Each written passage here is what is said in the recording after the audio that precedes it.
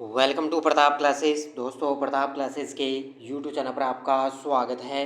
तो आज आपको पता है पी टेट का एग्ज़ाम हो चुका है और बढ़िया तरीके से आज अपने जीके वगैरह है उसकी आंसर की बातें करेंगे। जीके वगैरह भी चर्चा करेंगे।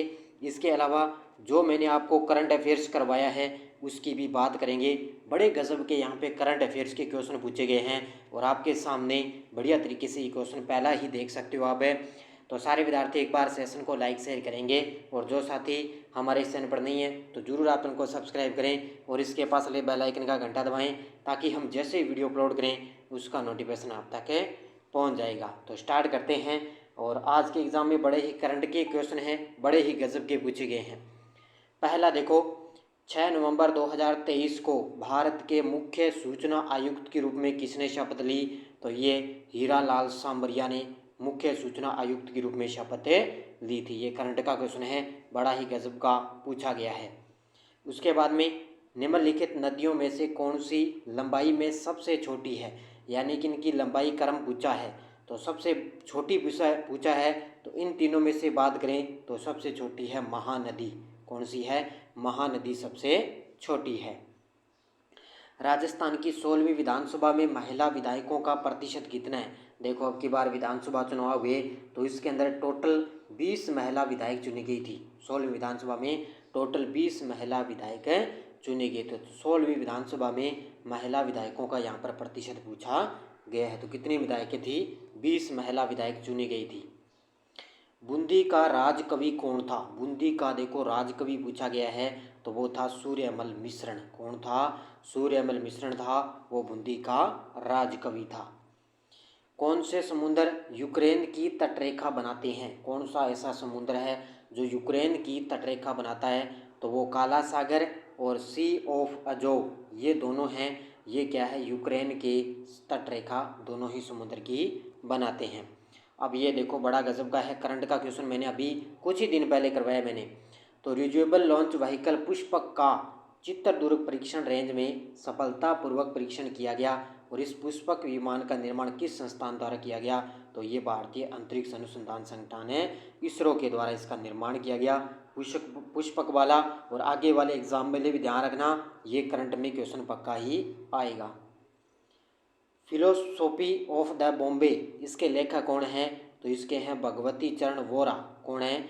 भगवती चरण Vora. Philosophy of the Bombay bomb, इसके लेखक कौन है? भगवती चरण वोहरा। इसके बाद में IMT ट्राइलेट 24 नामक युद्ध अभ्यास में कौन कौन सदस्य है? देखो, युद्ध अभ्यास का क्वेश्चन आ गया, IMT ट्राइलेट का पूछा गया है। तो इसमें बात करें भारत, मोजाम्बिक और तंजानिया, ये भी मैंने बड़ा गजब का मैंने बताया है। इसका उत्तर हो जाएगा ऑप्शन नंबर 1। ठीक है, इसका उत्तर 1 नंबर हो जाएगा। इसके बाद में राजस्थान के एकीकरण की प्रक्रिया में राजस्थान संघ का हिस्सा नहीं था। तो देखो, एकीकरण की प्रक्रिया समय राजस्थान संघ का हिस्सा नहीं था। तो संघ का हिस्सा नहीं था तो वो नहीं था करौली। कौन सा नहीं था? करौली इसके अंदर पहले चरण में था। राजस्थान के नक्शे में निम्नलिखित में से कौन सा सुदूर दक्षिण में है? सुदूर दक्षिण के अंदर है। तो मेड़ता सिटी, सोजतपाली, मारवाड़ और राजसमंद। राजस्थान के नक्शे में निम्न में से कौन सा सुदूर दक्षिण में है? तो इसमें सुदूर सुदूर की बात करी है तो मेड़ता सिटी, नागौर दक्षिण के हिस्से में बात करें तो इसके अंदर आ जाएगा राजसमंद। कौन सा? राजसमंद। इसके बाद में किस केंद्र से चंद्रयान 3 का लॉन्च हुआ था? किस केंद्र से? चंद्रयान 3। देखो, बड़ा गजब का है और अलग से मैंने क्लास भी दी थी। तो ये किस केंद्र से? तो ये आपको पता है। अब देखो, इसका उत्तर इसरो नहीं होगा, इसका केंद्र पूछा है तो सतीश धवन केंद्र से इसको छोड़ा गया था। इसके बाद में देखो, सही सुमेलित नहीं है, यहाँ पे देखो सही सुमेलित नहीं है। तो मैंगो शावर्स तमिलनाडु बिल्कुल सही है, चेरी ब्लॉसम कर्नाटक बिल्कुल सही है, नारवेस्टर पश्चिम बंगाल बिल्कुल सही है। इसका उत्तर हो जाएगा 4 नंबर है। जो बारदोली है ये छीड़ा केरल के अंदर नहीं है, ये इधर अपने गुजरात की तरफ है। इसके बाद में विरूपाक्ष एवं पंपा देवी तीर्थ किस राज्य में स्थित है? विरूपाक्ष के मंदिर आपने देखे होंगे तो कहाँ पर है? विजयनगर है, यहाँ पर आंध्र प्रदेश की तरफ से। किसे अद्वितीयक यानी कि द्वितीयक क्षेत्र माना जाता है? द्वितीयक क्षेत्र के अंतर्गत जैसे प्राथमिक है, द्वितीयक है, तृतीयक है, ये अलग अलग होते हैं ना। तो द्वितीयक क्षेत्र के अंतर्गत आता है ऑटोमोबाइल उत्पादन। Option number 1 is the correct answer, सही था ऑटोमोबाइल। इसके बाद में कीर्तार्जुनीयम के लेखक कौन हैं? तो वो हैं भारवी। कौन है? कीर्तार्जुनीयम के लेखक कौन है?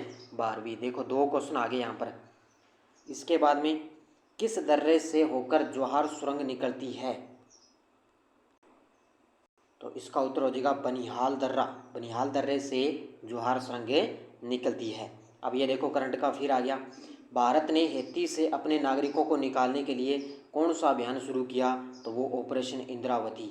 और जो यूपी पुलिस का एग्जाम हुआ था ना, उसके अंदर 2-3 क्वेश्चन यहाँ पे ऑपरेशन से संबंधित आए थे। ये डेली मेरी करंट की क्लास आती है, सारे मैंने करवाई बढ़िया तरीके से। राष्ट्रीय बालिका दिवस कब मनाया गया? तो ये 24 जनवरी को राष्ट्रीय बालिका दिवस मनाया जाता है। तो ये आपको सभी को पता है। उसके बाद में मोदी जी द्वारा नवंबर 2021 में ग्लासगो में कोप 26 में किस अवधारणा को प्रस्तुत किया गया? तो नरेंद्र मोदी द्वारा नवंबर 2021 में ग्लासगो में कोप 26 में किस अवधारणा को प्रस्तुत किया गया? तो इसका उत्तर हो जाएगा पर्यावरण की जीवन शैली के लिए माना गया था। इसके बाद में देखो भारत सरकार द्वारा हाशिए के वर्ग अथवा वंचित वर्ग के लोगों को सीधे वित्तीय लाभ सहायता देने के लिए कौन सा पोर्टल शुरू किया गया? वो था पीएम सूरज। यानी कि पीएम सूर्य या सूरज मैंने बताया था, बढ़िया तरीके से देखो पोर्टल से संबंधित भी आ गया। कौन से प्राकृतिक हत्यारे कोशिकाएं कहलाती है? ये साइंस का क्वेश्चन है, छोड़ देता हूँ मैं। रेमन मैग्सेसे पुरस्कार किस देश द्वारा दिया जाता है? तो रेमन मैग्सेसे पुरस्कार है वो फिलीपींस देश के द्वारा दिए जाते हैं। कौन से रिजर्व बैंक ऑफ इंडिया के गवर्नर नहीं रहे? देखो कौन से इसमें से व्यक्ति बताना है जो रिजर्व बैंक ऑफ इंडिया के गवर्नर नहीं रहे थे? तो वो थे, तो इसमें देखो ये नहीं थे, डॉक्टर अरविंद पनगडिया है, ये रिजर्व बैंक ऑफ इंडिया के गवर्नर नहीं रहे थे। इसका उत्तर 4 नंबर हो जाएगा। उसके बाद में ये देखो 2023 का देखो नोबेल का शांति पुरस्कार पूछ लिया और मैंने बढ़िया तरीके से करवाया। नरगिस मोहम्मदी कौन है? नरगिस मोहम्मदी को 2023 का नोबेल का शांति पुरस्कार दिया गया। इसका उत्तर हो जाएगा ऑप्शन नंबर 1। उसके बाद में देखो वर्ष 2023 का राजस्थानी भाषा का साहित्य अकादमी दिल्ली पुरस्कार किसे दिया गया? तो ये गजेंद्र सिंह पुरोहित राज पुरोहित को ये राजस्थानी भाषा का साहित्य अकादमी पुरस्कार दिया गया था। किसको? गजेंद्र सिंह राज पुरोहित को। उसके बाद में 45-46 में उदयपुर में अखिल भारतीय लोक राज्य परिषद के 9वें सत्र की अध्यक्षता किसने की थी?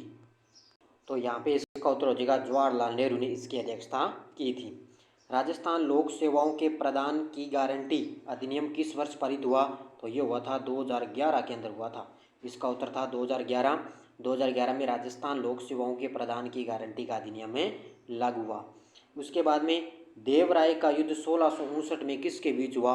देवराय का युद्ध पूछा है, तो ये हुआ था औरंगजेब और दारा सिकोह के बीच में। ऑप्शन नंबर 1 इसका करेक्ट आंसर था। बड़े गजब के क्वेश्चन आए और लगभग करंट के क्वेश्चन ज़्यादा हैं।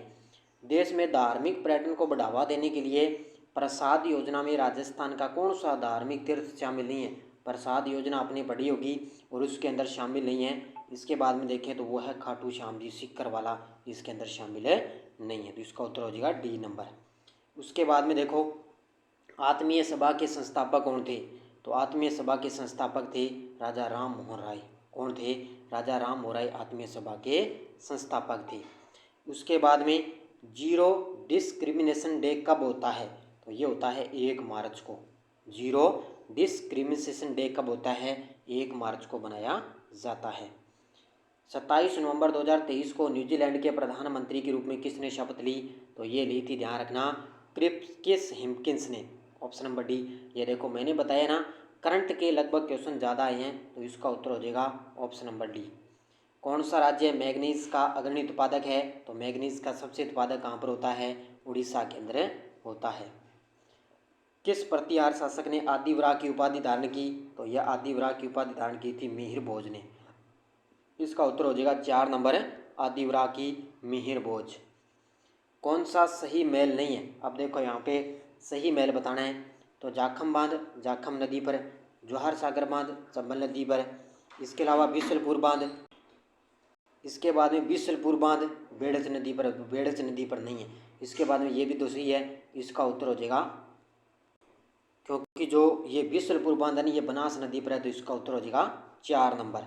इसके बाद में भारतीय रेलवे बोर्ड की स्थापना हुई थी? भारतीय रेलवे बोर्ड की स्थापना कब हुई थी, ये पूछा गया है।